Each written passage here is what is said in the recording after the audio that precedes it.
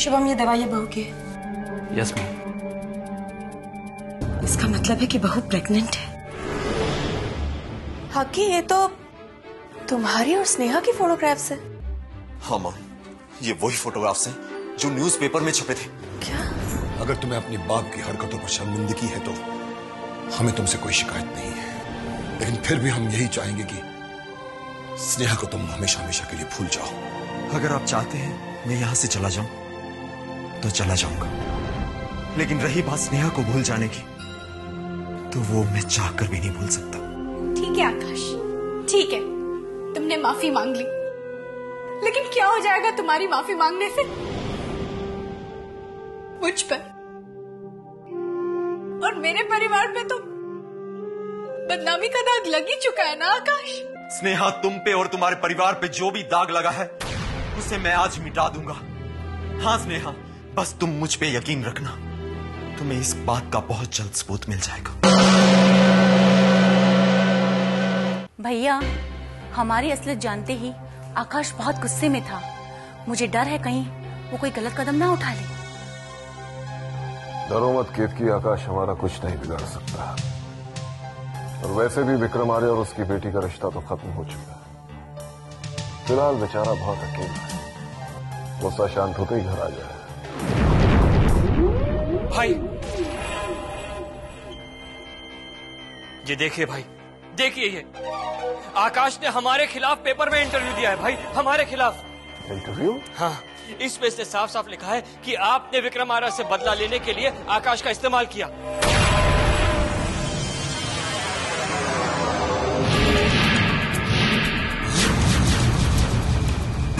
और स्नेहा को भी बदनाम करने के लिए आप ही ने पेपर में आर्टिकल्स दिए।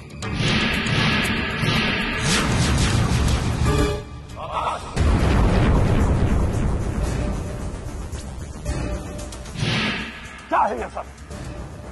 डैड, आपने अपने स्वार्थ के लिए गलत काम किया था और मैंने वही सच दुनिया के सामने उजागर कर दिया।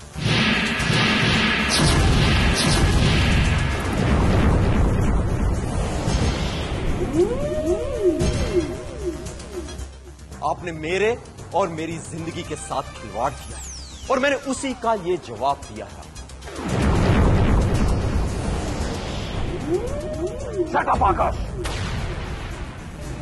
अगर तुम्हें यह लगता है कि ये इंटरव्यू देकर तुमने देवराज चौधरी को झुका दिया, देवराज चौधरी को हरा दिया, तो ये तुम्हारी भूल है। दुनिया में कोई ताकत पैदा नहीं हुई है जो देवराज चौधरी को नीचा दिखा सके।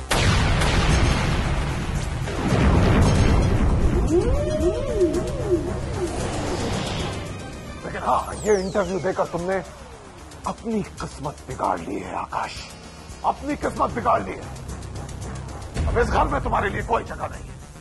Get out from here. Out.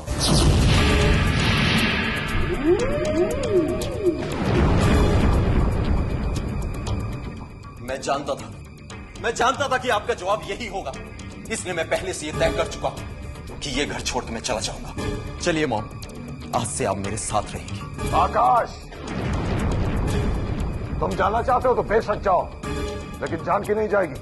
मैं जाऊंगी।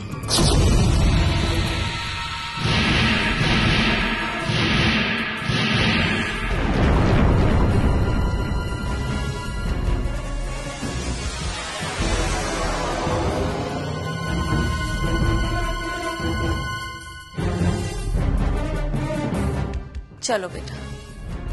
जानकी, एक बात याद रखना, अगर तुमने इस घर से बाहर कदम रखा तो इस घर के दरवाजे तुम्हारे लिए हमेशा के लिए बंद हो जाएंगे। मैं अच्छी तरह जानती थी कि आप मुझसे भी यही कहेंगे, लेकिन फिर भी मैं अपने बेटे के साथ जाऊंगी। मैं ये सोच लूंगी कि ये घर मेरा कभी था ही नहीं। चलो आकाश।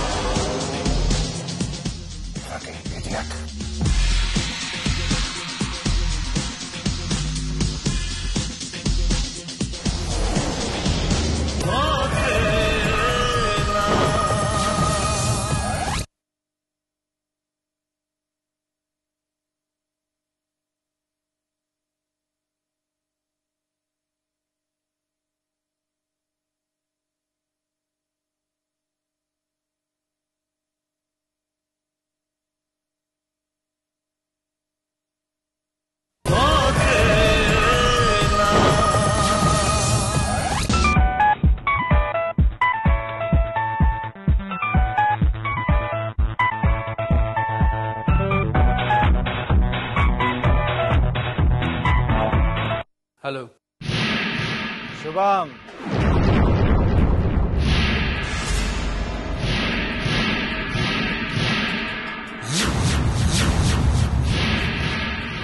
शुभम, रंजीत बोल रहा हूँ। तो तुम वापस आ गए? हाँ, और मैं सिर्फ तुमसे ही मिलने आया हूँ। मिलना तो मैं भी तुमसे चाहता हूँ रंजीत। बोलो, कहाँ आना है मुझे? मेरा पता जानने की तुम कोशिश मत करो। हमें कहाँ मिलना है वो मैं तुम्हें बताऊंगा, तुम नहीं। लेकिन हाँ, उससे पहले वो जरा 1 लाख रुपए का इंतजाम कर लो। 1 लाख रुपया? वो किस लिए? वो उस बात की कीमत है जो मैं तुम्हें बताना चाहता हूँ। ऐसी कौन सी बात है रंजीत जिसके लिए तुम्हें 1 लाख रुपया चाहिए? दरअसल वो बात जुड़ी हुई है कामनी जी से।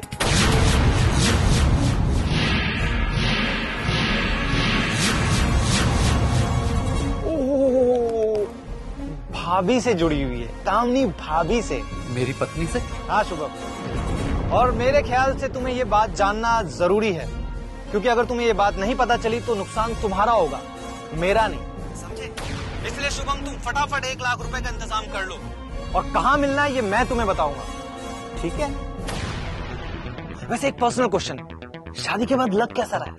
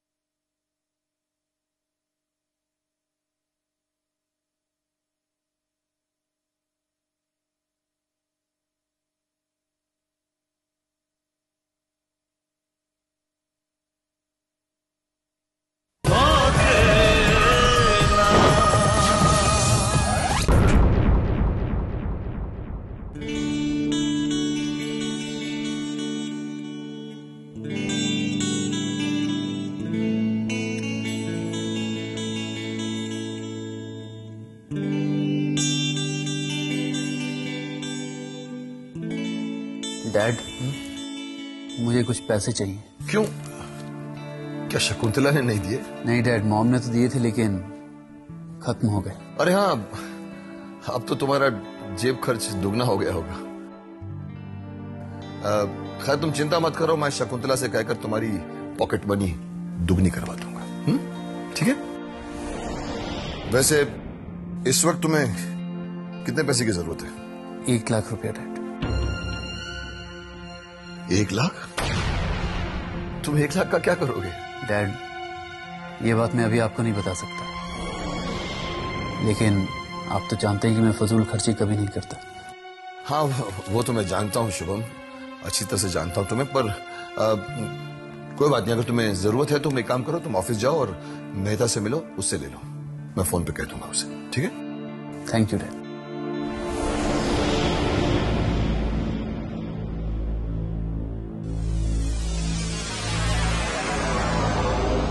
शुभम को 1 लाख रुपए की क्या जरूरत पड़ गई?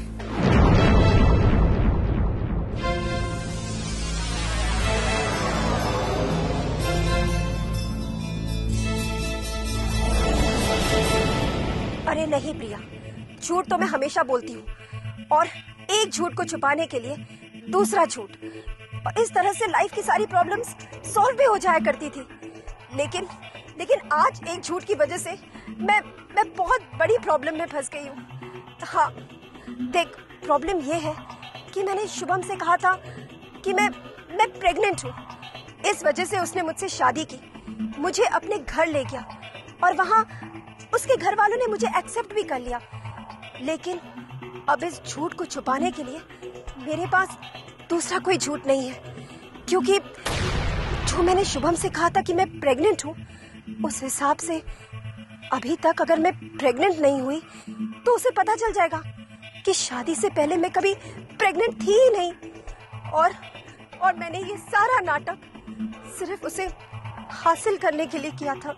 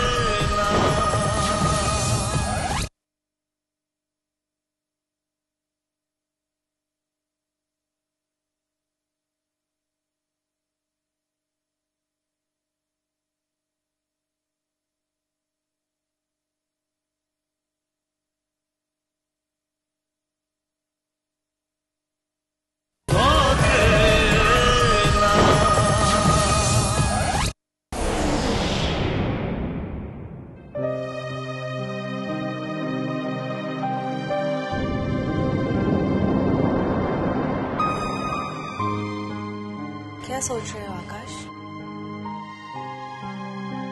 मैं ये सोच रहा था मॉम कि डैड ने अपने स्वार्थ के लिए मुझे इस्तेमाल किया और मैंने उन्हें छोड़ दिया सच्चाई के लिए। पर इस सब की सजा तो स्नेहा को मिली, जिसने सिर्फ प्यार और भरोसा ही किया था, और वो खुद जिंदगी भर के लिए मोहताज हो गई। हाँ बेटा, इस मामले में स्नेहा की किस्मत सबसे ज्यादा खराब रही। मुझे उसके साथ बहुत ही हमदर्दी होती है, लेकिन इस बात को यकीन करके खुश हो जाती हूँ कि भगवान न करे अगर स्नेहा की आंखें जिंदगी भर भी ना आई तो तुम उसका साथ कभी नहीं छोड़ोगे। मैं समझता हूँ मॉम इस बातों को, इसीलिए मैंने ये फैसला किया था कि चाहे सारी दुनिया एक तरफ हो जाए, चाहे सारा जमाना मेरे खिलाफ क्यों ना हो जाए, मैं स्नेहा को नहीं छोड़ूंगा। मैं उसी के साथ शादी करूंगा। हाय आकाश। ओह अवंतिका जी, आइए आइए बैठिए।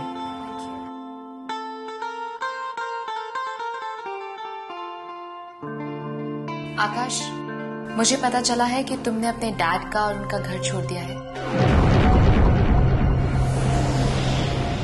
इसलिए मैं तुमसे यहाँ मिलने चली आई। अवंतिका जी, मुझे वैसे आपके आने की खुशी हुई है, लेकिन अगर आप मुझे फोन कर दी तो मैं आपके पास आ जाता। नहीं आकाश, मैं तुम्हें यहाँ एक खुशखबरी देने आई हूँ और सोचा क्यों ना माँ को भी ये बताऊं। क्या खुशखबरी है? बताइए क्या है खुशखबरी? आकाश, जो डॉक्टर स्नेहा का इलाज कर रहा था उससे सारी रिपोर्ट्स लेकर युगांक ने यूके के एक डॉक्टर को पहुंचाई।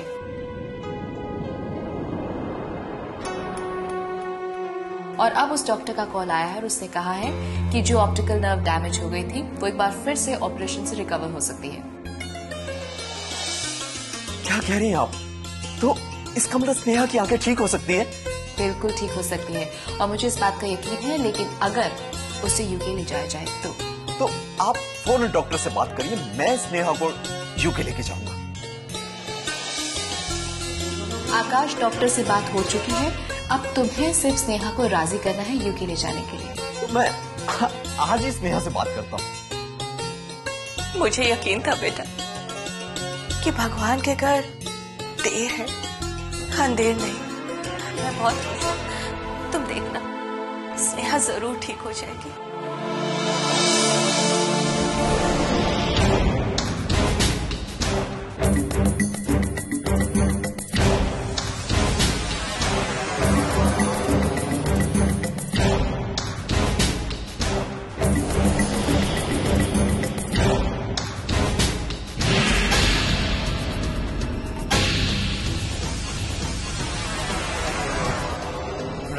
रंजित,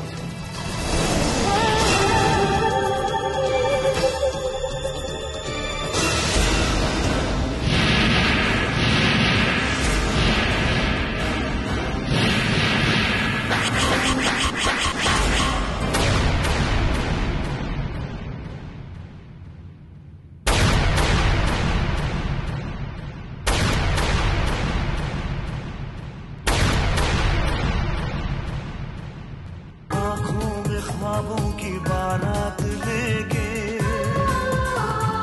होठों पे गीतों की सौगात लेके, दिल में मोहब्बत के जज्बात ले